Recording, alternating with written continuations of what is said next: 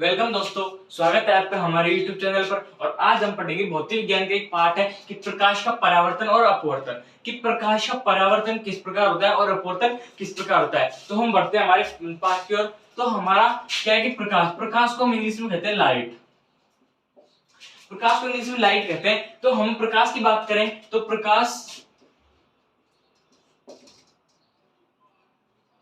यदि हम प्रकाश की बात करें तो प्रकाश एक सरल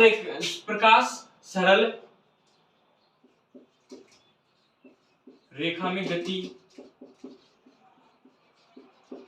करता है। कि प्रकाश क्या करता है, एक सरल रेखा में गति करता हुआ हमें प्रतीत होता है। उसके बाद हम प्रकाश किरण की बात करें।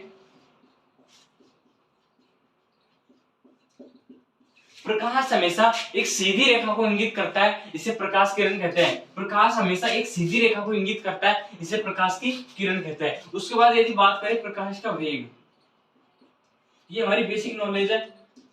प्रकाश का वेग होता है 3 गुणा 10⁸ मीटर प्रति सेकंड। ये प्रकाश का वेग होता है कि निर्वात में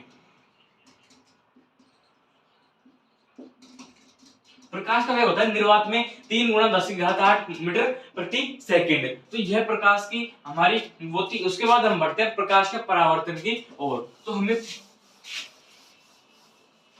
कि प्रकाश का परावर्तन किस प्रकार होता है और कैसे होता है। तो प्रकाश का परावर्तन होता है कि जब कोई प्रकाश की किरण, मान लो कि जब ये कोई परावर्तक पृष्ठ है, ये क्या है,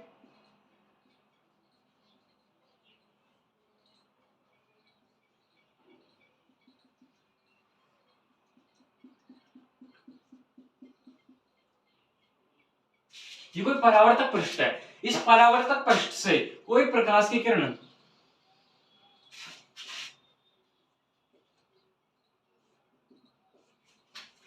जब कोई परावर्तक पृष्ठ से प्रकाश की किरण आती है, जब कोई प्रकाश की किरण परावर्तक पृष्ठ से टकराकर वापस उसी माध्यम में लौट जाती है। क्या होता है कि जब प्रकाश की किरण परावर्तक पृष्ठ से टकराकर वापस उसी माध्यम में लौट जाती है, तो उसे क्या कहते हैं, प्रकाश का परावर्तन। और यही उसकी परिभाषा हो गई। परिभाषा कैसे समझे कि जब कोई प्रकाश की किरण परावर्तक पृष्ठ से टकराकर वापस उसी माध्यम में लौट जाती है, तो इसे प्रकाश का परावर्तन कहते हैं। और इसमें यह अभिलंब, ठीक है, अभिलंब। तो अभिलंब इसमें आता है कि जब प्रकाश की किरण परावर्तक पृष्ठ से टकराकर वापस उसी माध्यम में लौट जाती है, उसे कहते हैं प्रकाश का परावर्तन। उसके बाद हम जानेंगे परावर्तन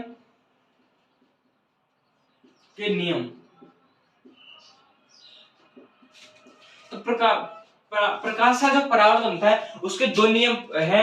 वो नियम कौन कौन से हैं? एक तो नियम ये हुआ कि ये कौन सी किरण हो गई,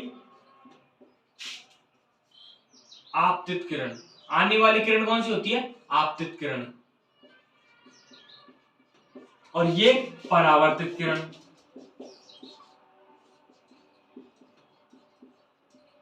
और ये अभिलंब और ये परावर्तक पृष्ठ। तो हम पहला नियम क्या बना कि आपतित किरण,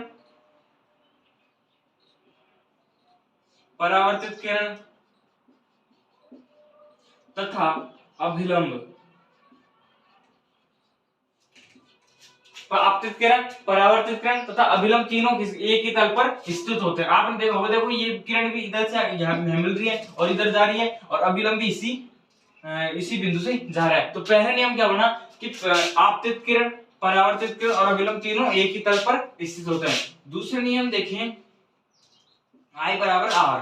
I बराबर कैसे कि आपतन कोण, आपतित किरण और अभिलंब के मध्य जो कोण होता है उसे कहते हैं आई, अर्थात आपतन कोण। और अभिलंब और परावर्तित किरण के मध्य जो कोण होता है उसे कहते हैं आर। समझ गए कि आपतित किरण और अभिलंब के मध्य बनने वाला कोण कौन सा होता है, आपतन कोण। और अभिलंब और परावर्तित किरण के मध्य बनने वाला आपतन कोण। तो पहले नियम क्या, तो दूसरा नियम क्या बना कि I बराबर आर, अर्थात आपतन कोण बराबर रहेगा परावर्तन कोण के। परावर्तन कोण के। तो इस प्रकार जो परावर्तन के दो नियम है वो इस प्रकार हमें पूरे होते हैं कि आपतित किरण, परावर्तित किरण और अभिलंब तीनों एक ही तल में स्थित होते हैं। तो आपतन कोण और परावर्तन कोण तीनों वो दोनों सदैव बराबर होते हैं। और पहले और ये हो गया, और परावर्तन भी इस प्रकार हमारा पूरा होता है। इसके बाद हम देखते हैं समतल दर्पण कि जो परावर्तन की बात है, समतल दर्पण।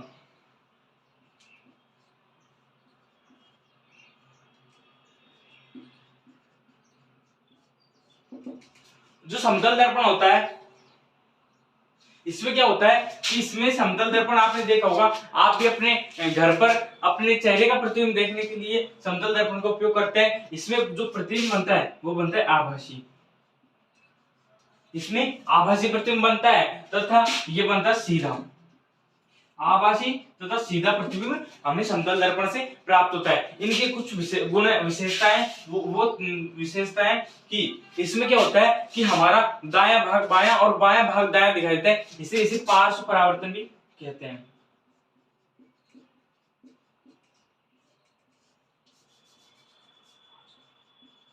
पार्श्व दर्पण भी कहते हैं। उसके बाद इसमें क्या आता है कि इसमें जितने आप दूरी पर खड़े रहेंगे उतना ही पीछे प्रतिबिंब इसमें बनता है। उसके बाद आप जितने आकार की वस्तु होती है, जितने आकार की आपको दर्पण, समतल दर्पण में दिखाई देती है। और जो समतल दर्पण की फोकस दूरी, सबसे मोस्ट प्रश्न है कि जो समतल दर्पण की फोकस दूरी कितनी होती है। जो समतल दर्पण की फोकस दूरी होती है, समतल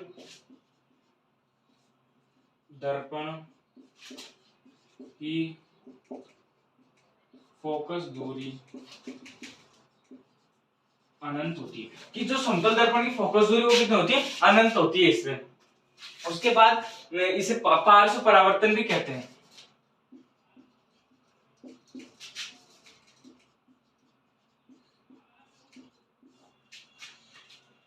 इस प्रकार समतल दर्पण हमारा पूरा होता है। उसके बाद हम बढ़ते हैं अपवर्तन की ओर। इससे पहले, अपवर्तन के पहले हम ये देखते हैं कि जो परावर्तन होता है, वह परावर्तन दो प्रकार का होता है। इसको साफ कर लेता हूं।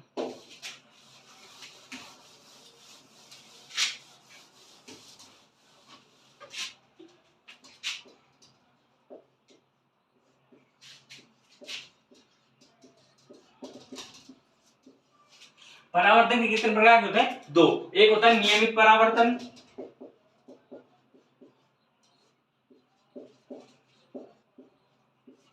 और दूसरा होता है विस्तृत परावर्तन।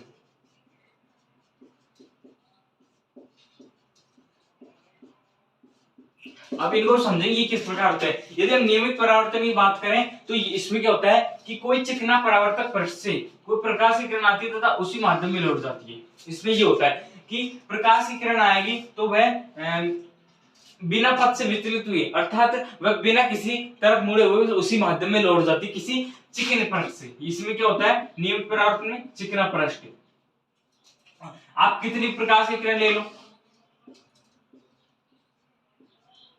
उस प्रकार आप जितनी प्रकाश किरण लोगे वो सभी उसी माध्यम में लौटेगी। ये हो गया हमारा नियमित परावर्तन। उसके बाद विस्तृत परावर्तन क्या होता है कि खुरदरे, इसमें खुरदरा पृष्ठ होता है। जैसे हमने ले लिए ये खुरदरा पृष्ठ ले लिया हमने, इससे हम प्रकाश किरण आएगी इधर तो वो इधर चले जाए, और आएगी वो इधर चले जाए। तो इसमें कोई नियमित नहीं है, इधर भी प्रकाश की किरण जा सकती है। इसे कहते हैं हम विस्तृत परावर्तन। तो इस प्रकार जो परावर्तन है वो दो प्रकार के होते हैं। उसके बाद हम बढ़ते हैं जो परावर्तन होता है वह जो वायुमंडल की प्रकाशीय घटना के कारण होता है। उसके बाद हम बढ़ते हैं अपवर्तन की ओर। तो अपवर्तन जानेंगे कि अपवर्तन कैसे होता है।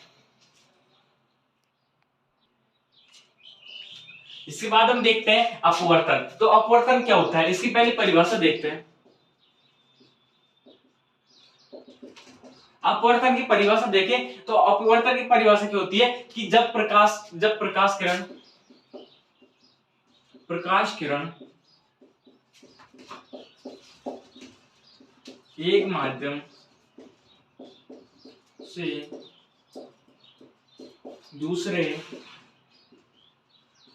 माध्यम में प्रवेश करती है तो वह अपने पथ से विचलित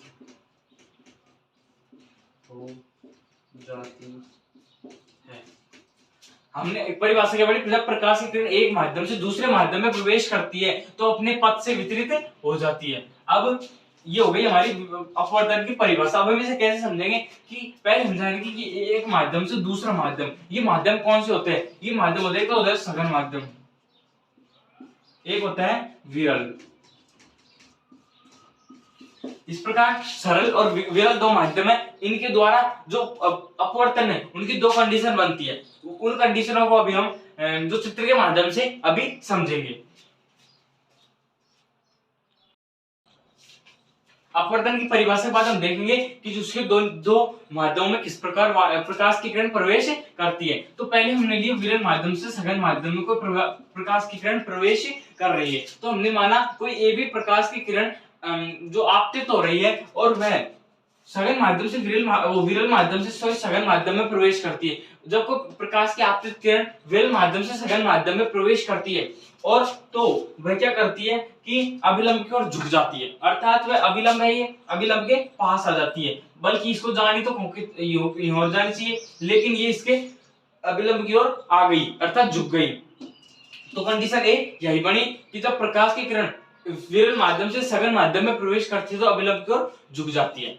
और दूसरी कंडीशन देखें तो दूसरी कंडीशन में क्या हुआ कि जब कोई आपतित किरण सघन माध्यम से विरल माध्यम में प्रवेश करती है, इसको हमने उल्टा कर दिया, अर्थात जब कोई प्रकाश की किरण आपतित किरण सघन माध्यम से विरल माध्यम प्रवेश करती है तो वह ये अभिलंब से दूर हट जाती है। उसको जानी तो इधर से जाइए, लेकिन वह अपने पथ से विचलित अर्थात अभिलंब से दूर हट जाती है। और इससे ही जो इसके दो माध्यम है, कंडीशन ए और कंडीशन बी, इस प्रकार है।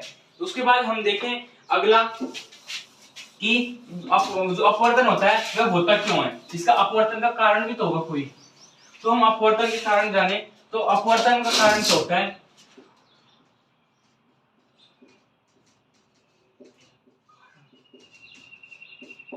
अपवर्तन क्यों होता है? क्योंकि दोनों माध्यमों में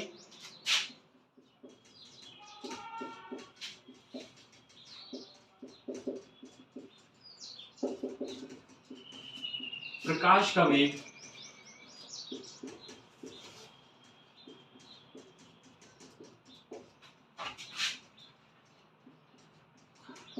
कि दोनों माध्यमों प्रकाश का वेग कैसा है, अलग अलग होने के कारण ही अपवर्तन होता है। उसके बाद हम देखें अपवर्तन के नियम।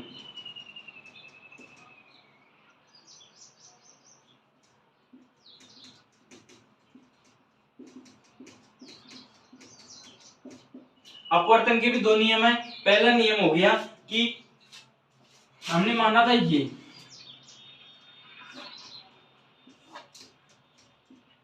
ये कंडीशन ये थी और दूसरी कंडीशन इसे बना लो। इस प्रकार हमारी दो कंडीशन थी, तो हमें क्या हुआ कि हमने कि आपतित किरण, अपवर्तित किरण और अभिलंब तीनों एक ही तल में स्थित होते हैं। ये दोनों का नियम एक ही है, लेकिन इसमें नाम बदल दिए। अब आपतित किरण, अपवर्तित किरण और अभिलंब तीनों एक ही तल में स्थित होते हैं। उसके बाद क्या हुआ कि आपतन कौन कीजिए और अपवर्तन कौन कीजिए, आपतन कौन कीजिए और अपवर्तन कौन कीजिए सदैव अनुपात में होती है, अर्थात पहला नियम हो गया। उसके बाद दूसरा नियम बनता है साइन आई बटे साइन आर। तो इस प्रकार दूसरा नियम बनता है कि साइन आई बटे साइन आर, किस प्रकार कि अपवर्तन कोण कीजिए और ओ आपतन कोण और अपवर्तन कोण कीजिए होती है, मतलब आपतन कोण कीजिए और अपवर्तन कोण कीजिए दोनों सदैव अनुपात में होती है। तो साइन आई बटे साइन आर, ज्या को क्या कहते हैं साइन और आई को आपतन कोण। इससे हम स्नेल का नियम भी